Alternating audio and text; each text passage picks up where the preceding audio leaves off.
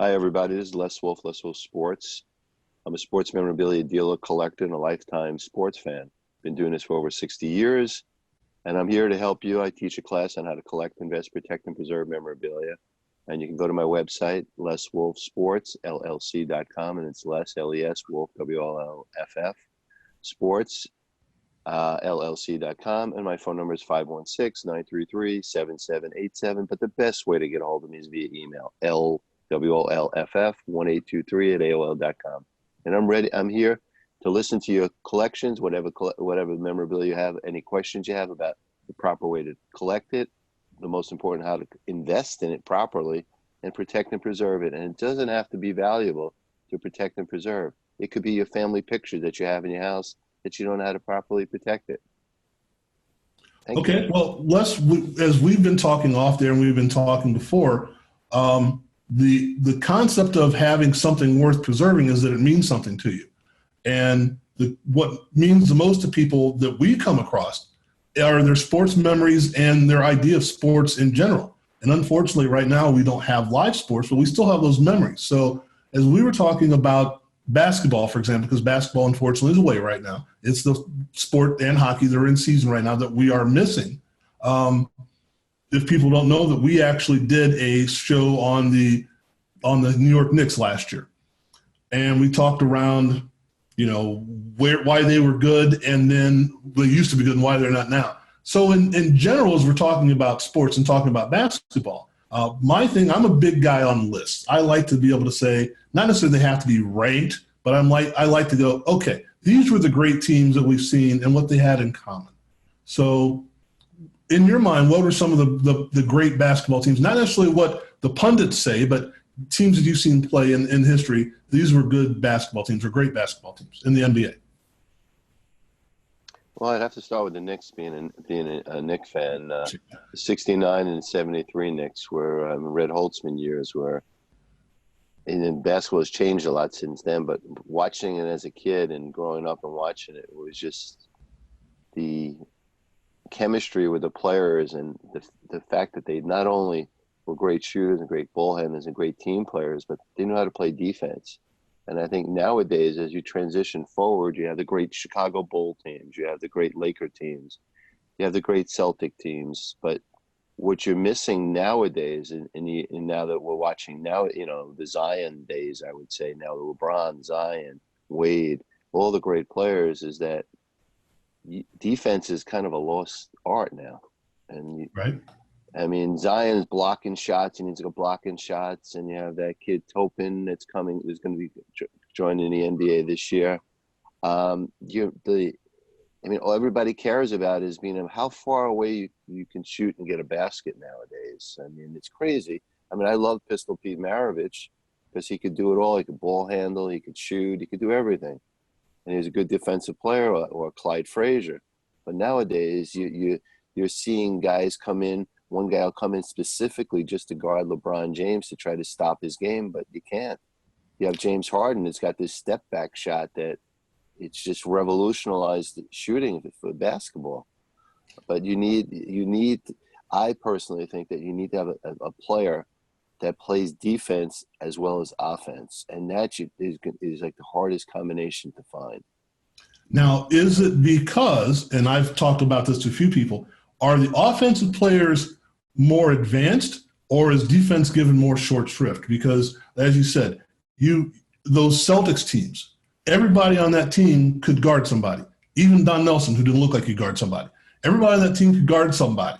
You didn't put them out on the floor if they couldn't guard anybody. Now it's the exact opposite. Everyone's got to be able to do something offensively. And as you said, you have one defensive stopper or two defensive stoppers, and that's about it. I don't want to say which style is better, but which one is more translatable, I guess, transferable? Because I can look at a team like the first Jordan Bulls team, and even though you didn't think you had defensive players in Bobby Hansen and B.J. Armstrong and those guys, they could guard their position.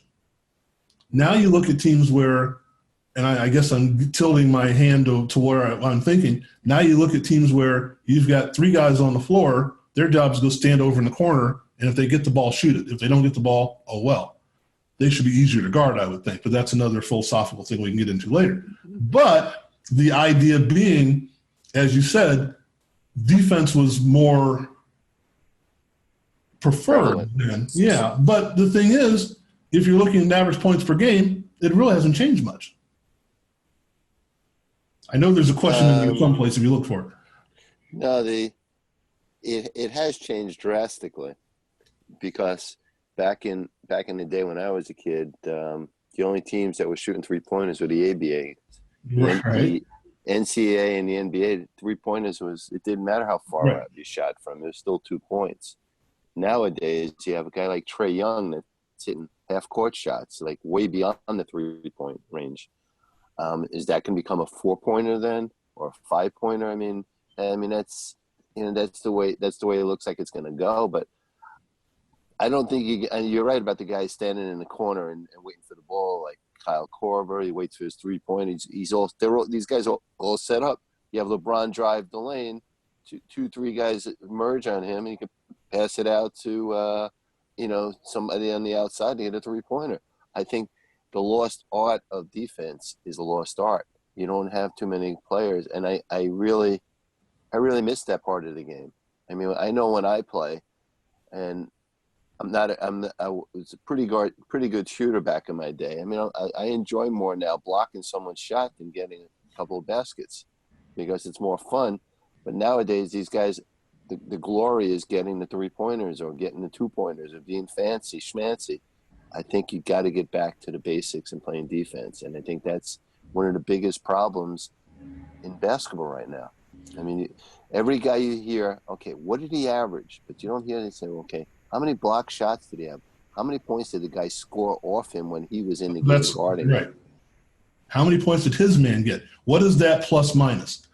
Well, if I got 28 and my guy scored 24, I'm still winning. No, you're not really.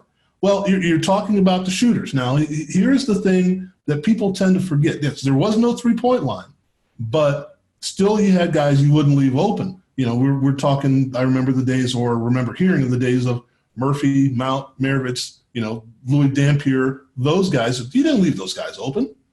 Open shot was like a layup for them. Now it may not have been everybody, but you had enough guys like that. You add the 3-point line in, it makes them more dangerous. But now you've got guys, but they also, as you said, since it was only 2 points for 2 points, they had to keep their man from scoring. Now you've got a guy whose job is to come in and shoot a 3, and then that's it. And that's part of that I don't like. Again, I'm showing my age a little bit. Sorry about that. But that's part of it I don't really like, where the league is going now. The other thing that I don't like, and this isn't going to be a whole show of me whining about what I don't like, but the thing I don't like is, as you were talking about, Obi Toppin, for example, comes out of virtually nowhere to be one of the best players in NCAA, which is great. More power for the Dayton Flyers and more power to those guys in mid-majors, and that's all fine and good. But the flip side of that is you look at the North Carolina team this year that recruited all the guys they had to recruit, the 5-star blue-chip McDonald's All-American guys, and you watch them on the floor. I got a chance to see them here live in Las Vegas at a tournament in December. And I'm actually, across the aisle from me is Vlade Divac, who's scouting for the Sacramento Kings. And I wanted to walk over to him and say, Vlade, who are you scouting in this game? These guys are not good. And he was also there it was Ohio State, Kentucky, North Carolina, and I forgot who the 14 was off the top of my head. But it was one of those things where there's, other than maybe a couple of guys on the Ohio State team at that particular point, the way they were playing, there's not an NBA player that should be an NBA player on any of these rosters. What I see is just what you're saying, guys that are able to get a particular skill and get part of it, a shooter, a shot blocker, whatever, and that makes him an NBA player now. Whereas the guys we were talking about, you had to be better than everybody at everything. So as we're trying to make this a positive thing, are there players playing now that we're missing in this last month that we really should be looking at as some of the greats of all time because of what they do, not just because of their name and a particular skill set? You mean past players? Oh, well, who's playing right now? Who's playing right now that you would stack up with the greats of all time?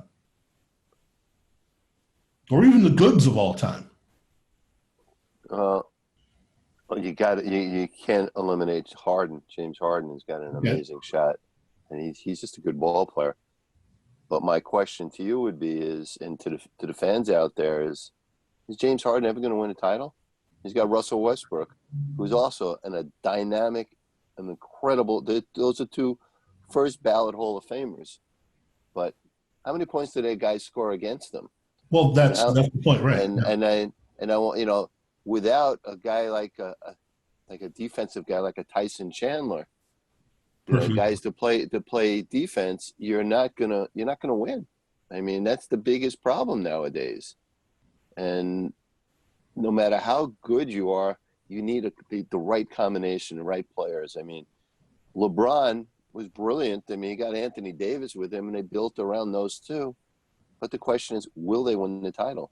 I mean, you got the Celtics who I'm a Knicks fan. I've always hated the Celtics, but they're a hard team to hate nowadays because they got such good ball players and it seems such good guys. I mean, Tatum's just an amazing ball player. Marcus Smart plays great defense and great all-around player. You need guys like that. But I go back a little further with that the kids that are growing up just say, okay, I'm watching TV, I'm watching Trae Young hit these shots, I'm watching James Harden do this step back shot. What we're missing is that these kids are not learning defense. When I coached my kids, growing up, I taught them defense, how to play defense, how to shift your feet, how to move your body, how to put your hands up. Nowadays, it looks like all these guys are really taught, unfortunately, is basically let me be a good dribbler, let me ball handle, and let me chuck from wherever I want to. Well, I'll touch on that in two different ways. One, I was a junior varsity high school basketball coach for several years, and we were holding our basketball camp. And one of the kids actually ended up being a decent player. One of the kids I think he was in 7th grade. I was trying to give them an offensive rebounding drill. And the kid's like, I don't need to do that. I can make threes. Okay. All right. Sure. So I eventually ended up telling the story of I played a game where I had, I think it was 12 rebounds and 10 were offensive rebounds, and I scored, 14 points off offensive rebounds in 2 quarters or something stupid like that at, 6-1, whatever. And he's like, well, yeah, but I made 4 threes in the game. It's like, Who worked harder for that? Who had to be a better player for that? You just stood there, and did someone just give you the ball and you just shot the ball? Or did you actually have to dig and go get a rebound and do something?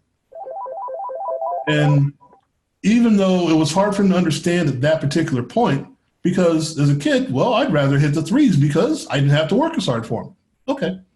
But trying to get them to understand that what I did in my particular game was more valuable to my team because it kept the other team from scoring, getting shots, blah, blah, blah, all that good fun stuff. And he didn't quite get it. Now, the second part of that is that, and I'm not going to knock the AAU thing. I really try not to do that. But when you're learning from your AAU program and your main goal is to win games over the entire summer and not to learn how to play the game, again, not all programs are like that, but that's kind of the way I see it. So if your main goal is just to win, you're not learning how to play or learning from your losses. So all you're doing is the flashy thing that's, you're getting out there and going, all right, Johnny shoots the ball, the rest of us run around and watching, or we don't have to guard anybody if we can just put up more points than the other team puts up. You're not learning how to play the game, you're just learning how to score points, which the essence of the game is to score more points than the other team does. But what happens when you have to lock somebody down? Are you learning that? I don't think so. So that to me is part of that problem. And then it translates to, again, I'll go to the North Carolina team of this year, that not to knock Roy Williams or anything, he recruited who he had to recruit. The recruiting board said these were the top guys, and he got them. And they weren't ready to play. Is that Roy Williams' fault, or is that the fault of the fact that we go by people that aren't as qualified? Roy Williams should know more about recruiting players than we should. But if Roy Williams doesn't get those players, then the populace comes out and says, oh, North Carolina's going to be awful this year because they didn't recruit A, B, C, and D. Well, when they do recruit A, B, C, and D and they're not good, whose fault is that? And then those guys turn out to be what we see as professional players, and we watch and go, there you were talking off there of Elgin Baylor and Jerry West and some players, and like, okay, Jerry West would be a still a decent sized guard in the league this year at this time, but who's going to stop Jerry West? And more accurately, who's Jerry West going to stop right now? Prime to prime, I've stacked Jerry West against James Harden. Excuse me, Jerry West was also all defensive player. So Right. So don't count him out. Right. Another thing that came to mind when you're talking is, as much as I'd like him as a scorer, I would never want to be on the team with him. And he's a first ballot Hall of Famer. And I watched him play quite a few years here in New York. Watched him move around the different teams. I mean, Carmelo Anthony, great player that he is. But and when I play in my own games at my Y here, there's a player that's a great shooter also, but I don't enjoy playing with them because they only want the ball. And Carmelo Anthony, if you watch the Knicks, watch any team that he's played for, everybody else stands still instead of moving around looking for the open man. They stand still waiting for Carmelo to shoot the ball, and that's not the way these kids and the way the team should be playing. You shouldn't rely on one person to hit a shot all the time, and that's the reason why guys like Carmelo Anthony, unless, this year's going to be tough. He's on a decent team, Portland. That's why he's never won a title, and he never will win a title. And that's why he's on his, seventh team, right? No, I think unfortunately, if the season is suspended, I think he's done. I think he's probably going to retire after this. But yet, did Vince Carter win any titles? How many teams has he been on? No. And he might have won one. I think he won one in Dallas. Dallas. Right. He was a backup. Yeah. Yeah. But those kind of, I think the biggest thing is society and coaching all over the world. He's got to, not only let the kids learn how to shoot, but more important, before you can get a ball to shoot, you got to get a rebound. You got to play defense. And I think that should be our focus worldwide for basketball. And I think now, unfortunately, the whole world is that the coronavirus has basically kept us in. We can still go outside to our basketball and teach and learn ourselves how to do it and shift our body, do little drills. I'm sure there's a lot of drills online that we can do. And I think that's very important to start the fundamentals, start them at an early age. Or some of the pros that are in the NBA now, have them start, Luka Doncic is, as far as I'm concerned, is one of the best young kids I've ever seen. But I don't see him playing as good a defense as he's playing on offense. And I don't see, I hate to be picking on James Harden, but, right. I don't see him playing that great defense. I don't see D'Antoni. I mean, D'Antoni had the brilliant idea to have everybody, small guys and, no one big man, because he wanted to have the run and gun game offense. I don't see that as a winning way. And, I just think that right now we have to go back in history and realize what's won for other previous dynasties, the Celtics, the Lakers, the Knicks, any great team and the Bulls, of course, is defense. And I think that's the key to in any sport that you play or you watch. You got basketball, you got baseball, you got football, you got hockey, you got tennis, whatever, or boxing. And the key thing is defense. And I think that's where we need to get back to. Well, I look at the great rivalry, the Lakers Celtics, in the early mid '80s. Okay, now their two star players, Magic Johnson and Larry Bird, were not going to be described as great defensive players. No one's going to say that they played, but you're right. But the teams were able to compensate for that by the way they guarded people, whether it be Byron Scott or Michael Cooper or Danny Ainge or Kevin McHale. They were able to hide their defensive deficiencies. But also look at it this way. Those two guys also were in the top 10 in steals each year as well. Because even though they didn't play great on-ball defense, they played great team defense. Because, okay, I may not be able to stop this guy right in front of me, but I'm at least going to get in passing lanes. I'm going to anticipate. I'm still playing defense. The way it's done now is, James Harden, and again, I hate to keep knocking on him, but he's one of the best players in the league right now. Yeah. Is he guarding anyone off ball? That's also the way they scheme it as well, because even though it's man-to-man, it's really a zone, but that's another story I don't even want to talk about right now. But as a coach and just describing it. We're playing man-to-man. No, you're not. You're playing zone. Don't sugarcoat it. You're playing zone. Even though you're calling it man-to-man with zone principles, you're playing zone. That's another story entirely. But the idea is you can still play help side, help defense. You can still be involved in the game. And these great players now aren't, because they're taught to not be involved in the game, or they're not taught to be involved in the game, depending on how you look at it. And again, I think part of that is the goal is to score more points than the other team scores, but they're not understanding that if that is a 47-46 game, you still scored more points. They think it's got to be 125 to 124. Well, 1 point is still 1 point. And you can control better, I think, the defensive end than you can control being off on the offensive end. But, okay, that's my own personal peccadillo about that kind of stuff. But understanding that we have great players playing now in the NBA, and we throw that, and you mentioned it, we throw that first ballot Hall of Famer thing on them right away. I think that's overdone. I don't think Carmelo was a first ballot Hall of Famer because just what we said. Not just because he hasn't won a title, but because he hasn't elevated his team to that next level. Because he's an I player, that's why. Right. Don't forget, there's no I in team. As Kobe said, that there's an M and E. But still, but that's, but you have to be able to get your team to play as a team, even if they have defined roles where, an example, and we'll go back to the Temple team that had Tim Perry, Mark Macon, Mike Frieswick, those Howard Evans, back in the early 80s. Senior Layton team, John Chaney was the coach. They came out, and I think they went 29-1 or something like that before they got to the tournament. Mark Macon was a freshman on the team. His job, his role was to score. The other guys did all the other stuff. Macon came down and shot the ball. That's what he was supposed to do. Everyone was fine with that because everyone had their own defined role. And they had a great team chemistry because everyone else did what they're supposed to do. Macon gets to the pros, and all he was supposed to be able to do is score. Well, they guarded him in the pros because they had to guard him. So, and that's just one example of a lot of guys that have had that happen. And I look at some guys like James Harden, who I liked his game when he was in Oklahoma City. He did play defense then. He did do other stuff.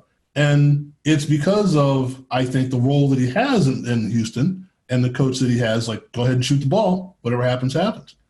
Some people can do that and win. But I'm not sure if, like you said, you can do it consistently.